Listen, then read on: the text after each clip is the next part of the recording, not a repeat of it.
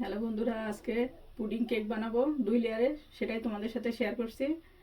2টা ডিম নেব আজকে, 1 কাপ দুধ, 1/3 কাপ চিনি আর ভ্যানিলা এসেন্স নেব সুগন্ধির জন্য। আর এখানে কেকের জন্য নিয়েছি আমি 1 কাপ ময়দা, 1/3 কাপ চিনি আর 1/4 কাপ এখানে কোকো পাউডার, 1 চামচ বেকিং পাউডার আর 1/4 কাপ এখানে সয়াবিন তেল আছে। তাহলে চলো আমরা প্রথমে ক্যারামেলটা করে নিই।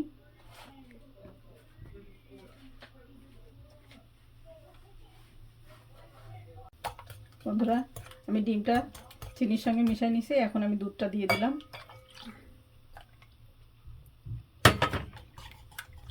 চুলাটা জ্বালাই দিলাম, এখন ফ্রাই প্যান দিয়ে দিয়েছি আমি। এখানে আমি চিনিটা দিয়ে দিলাম ক্যারামেলের জন্য।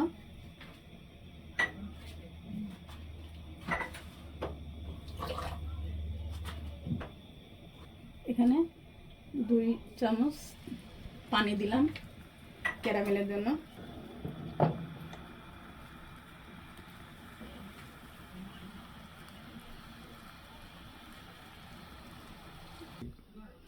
বন্ধুরা, ক্যারামেলটা রেডি হয়ে গেছে, দেখো সুন্দর একটা কালার চলে আসছে। বেশি আর ইয়ে করা যাবে না, আমি ঢেলে নিয়েছি। এই যে এখন এটা রেস্টে রাখবো, জমে যাবে।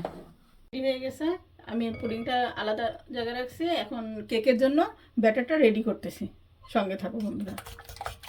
ডিমটা আমার রেডি করা হয়েছে, এখন আমি এই ময়দাটা অল্প অল্প করে স্টেনারের সাহায্যে দিব, এটা ভালো হয় দিলে, তাহলে দলা পাকাবে না। কোকো পাউডারটা দিয়ে দিলাম। এখন এই দুইটাই আমি একসঙ্গে আস্তে আস্তে, আর এই যে বেকিং পাউডারটা দিয়ে দিলাম। এখন স্ট্যান্ডের সাহায্যে আস্তে আস্তে আমি এটা মেশাবো। এটা হ্যান্ড মিক্সার দিয়ে সুন্দর করে মিশিয়ে তৈরি করে নিতে হবে কেকের ব্যাটারটা।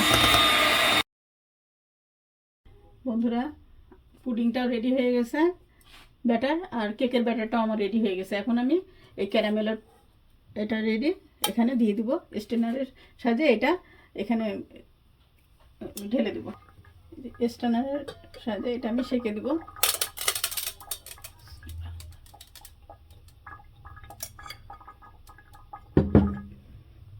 কেকের ব্যাটারটা এখানে দিয়ে দিব।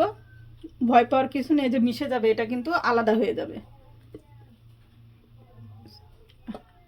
আস্তে আস্তে দিয়ে আমি এভাবে দিয়ে দিব।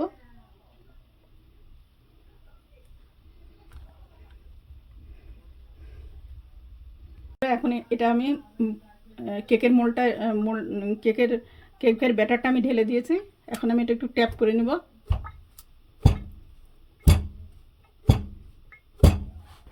কভার দিয়ে এখন আমি এখানে একটা স্ট্যান্ডার দিছি,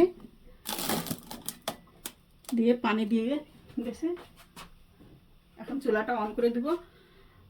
সামান্য 2 ইঞ্চি মতো পানির ভিতরে থাকবে এই বক্সটা। এখন আমি ঢাকনা দিয়ে ঢেকে দেব। হ্যালো বন্ধুরা, 2 ঘন্টা পর আমি তোমাদের সাথে ফিরে আসলাম। আমার পুডিং কেকটি রেডি হয়ে গেছে, এখন এটা মোল্ড আউট করব, সঙ্গে থাকো।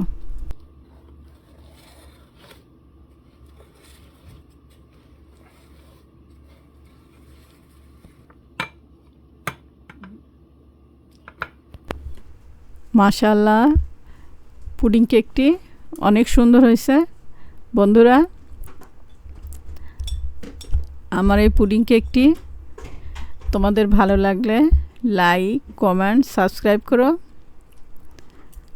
তাহলে আজকে এ পর্যন্ত, আল্লাহ হাফেজ।